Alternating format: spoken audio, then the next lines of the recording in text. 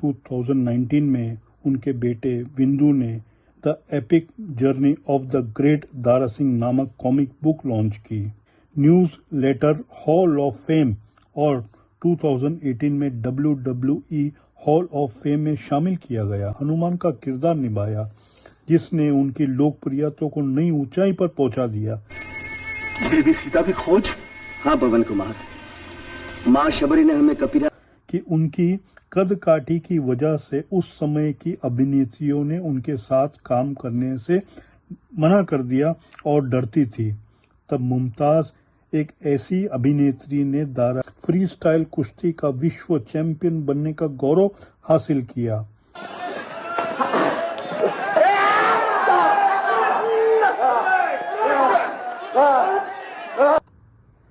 दोस्तों, आज हम आपको ऐसे शख्स की कहानी सुनाने जा रहे हैं जिसने मिट्टी के अखाड़े से लेकर विश्व के रंगमंच तक अपनी ताकत और हिम्मत का डंका बजाया। ये कहानी है दारा सिंह रंधवा की, एक पहलवान, एक अभिनेता, एक निर्माता और एक राजनेता जिसने अपने जीवन में असंभव को संभव बनाया। तो चलिए शुरू करते हैं ये महान गाथा। 19 नवंबर 1928 को पंजाब के धर्मचुक गांव में एक जाट सिख परिवार में दीदार सिंह रंधवा का जन्म हुआ, जिन्हें दुनिया बाद में दारा सिंह के नाम से जानेगी। उनके पिता सूरत सिंह और मां बलवंत कौर मेहनती किसान थे। दारा का बचपन खेतों में बीता, जहां उन्होंने मिट्टी में खेलते हुए अपनी ताकत का पहला परिचय दिया। छोटी उम्र में ही उनकी कद काठी इतनी प्रभावशाली थी कि गांव वाले कहते थे ये लड़का तो भीम जैसा है। लेकिन दारा सिंह का जीवन इतना आसान नहीं था। 9 साल की छोटी सी उम्र में उनकी शादी बच्चन कौर से कर दी गई और 17 साल की उम्र में वे एक बेटा प्रद्युमन के पिता बन गए।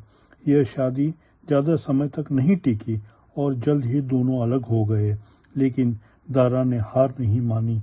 उनके दिल में कुछ बड़ा करने की आग जल रही थी। दारा और उनके भाई रंधवा ने मिलकर गांव के दंगलों में कुश्ती शुरू की। उनकी ताकत और तकनीक ने जल्द ही उन्हें स्थानीय हीरो बना दिया। लेकिन दारा की नज़रें गांव से आगे थी। 1947 में जब भारत आज़ाद हुआ, दारा ने अपने चाचा के साथ सिंगापुर चले गए। वहाँ उन्होंने एक ड्रम बनाने वाली फैक्ट्री में काम शुरू किया, लेकिन उनकी किस्मत में कुछ और ही मंजूर था। सिंगापुर में दारा की मुलाकात हरमन सिंह से हुई, जिन्होंने उनके कद काठी और जुनून को देखकर उन्हें पेशेवर कुश्ती में उतारा। 1949 में दारा ने अपनी पहली पेशेवर कुश्ती लड़ी और जल्द ही मलेशिया का चैंपियन बन गए। उनकी प्रसिद्धि इतनी बढ़ गई और 1951 में उन्होंने श्रीलंका में 200 किलो के ऑस्ट्रेलिया पहलवान किंग कॉन्ग को उठाकर रिंग से बाहर फेंक दिया।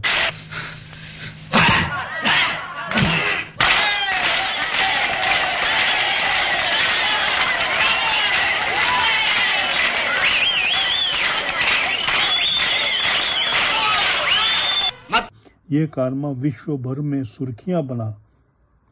दारा सिंह ने 500 से ज्यादा मुकाबले लड़े, लेकिन यकीन मानो दोस्तों, एक भी नहीं हारे।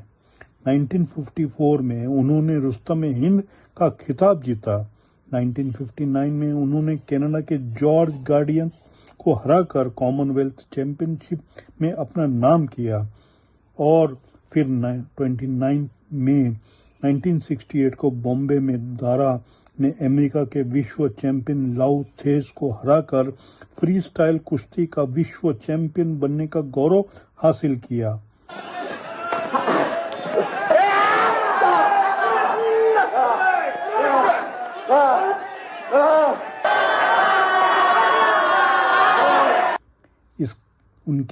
इस कारनामे में उन्हें रुस्तम-ए-हिंद और विश्व विजेता बना दिया। दारा सिंह का नाम कुश्ती की दुनिया में अमर हो गया। 1983 में 55 साल की उम्र में उन्होंने अपने आखिरी मुकाबले में जीत हासिल की और सम्मानपूर्वक कुश्ती से संन्यास ले लिया। कुश्ती में विश्व विजेता बनने के बाद दारा की नज़रें अब सिनेमा की दुनिया पर पड़ी। 1952 में उन्होंने फिल्म संग दिल से बॉलीवुड में कदम रखा, लेकिन शुरू में वे स्टंट मैन के तौर पर काम करते रहे। उनकी असली पहचान 1962 में बाबू मैं बिस्तरी की फिल्म किंग कॉन्ग से मिली, जिनमें उन्होंने मुख्य भूमिका निभाई थी। किंग कॉन्ग की सफलता से दारा को बॉलीवुड का एक्शन किंग बना दिया। उनकी हाइट, मांसपेशियां और प्रभावशाली व्यक्तित्व ने उन्हें दर्शकों का चहेता बना दिया, लेकिन एक समय ऐसा भी था कि उनकी कद-काठी की वजह से उस समय की अभिनेत्रियों ने उनके साथ काम करने से मना कर दिया और डरती थी। तब मुमताज, एक ऐसी अभिनेत्री, ने दारा के साथ काम करने के लिए हिम्मत दिखाई।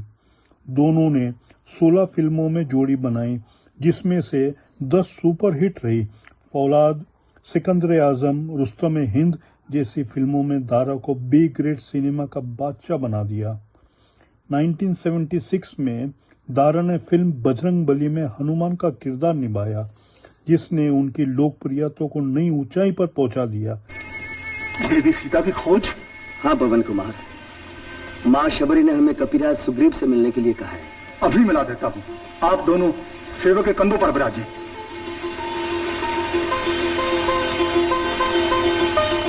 लेकिन उनकी सबसे यादगार फिल्मों में रामानंद सागर के रामायण में हनुमान का किरदार। 1980 के दशक में जब टीवी पर रामायण रिलीज हुई, तब दारा सिंह हर घर में हनुमान जी के रूप में पूजे जाने लगे। लोग उनके सामने हाथ जोड़कर खड़े हो जाते थे। दारा सिंह सिर्फ अभिनेता ही नहीं, बल्कि एक कुशल निर्माता और निर्देशक भी थे।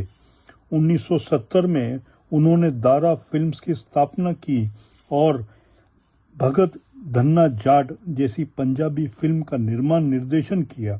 उन्होंने 7 पंजाबी और 2 हिंदी फिल्म निर्देशन किया, जिनमें से 1.25 लाख एक लाउड, नानक दुखिया, सब संसार और रुस्तम शामिल है। उनकी पंजाबी फिल्म जग्गा और मैं मां पंजाब दी को राष्ट्रीय फिल्म पुरस्कार मिला। 1978 में उन्होंने मोहाली, पंजाब में दारा स्टूडियो की स्थापना की, जो आज भी निर्माण का एक प्रमुख केंद्र है। दारा सिंह का कद सिर्फ अखाड़े और सिनेमा तक सीमित नहीं रहा। 1998 में वे भारतीय जनता पार्टी बीजेपी में शामिल हुए और 2003 से 2009 तक राज्यसभा सांसद रहे। वे पहले खिलाड़ी थे जिन्हें इस सम्मान से नवाजा गया। उन्होंने अपने जीवन में हमेशा सामाजिक कार्यों को बढ़ावा दिया, चाहे वो गांव के युवाओं को कुश्ती सिखाना हो या जरूरतमंद की मदद करना। दारा सिंह का दिल उतना ही बड़ा था जितना कि उनका शरीर। दारा सिंह ने दूसरी शादी की 1961 में सुरजीत कौर से। इस शादी से उनके 5 बच्चे हुए, 2 बेटे बिंदु दारा सिंह, अमरीक सिंह और 3 बेटियां। बिंदु दारा सिंह ने भी अपने पिता की तरह अभिनय में नाम किया। 7 जुलाई 2012 को दारा को दिल का दौरा पड़ा।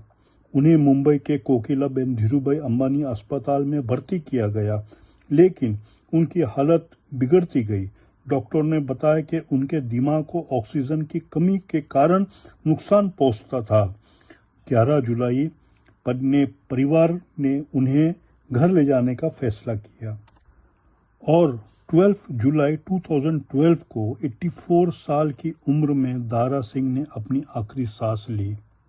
दारा सिंह का देहांत हुआ, लेकिन उनकी विरासत आज भी जिंदा है।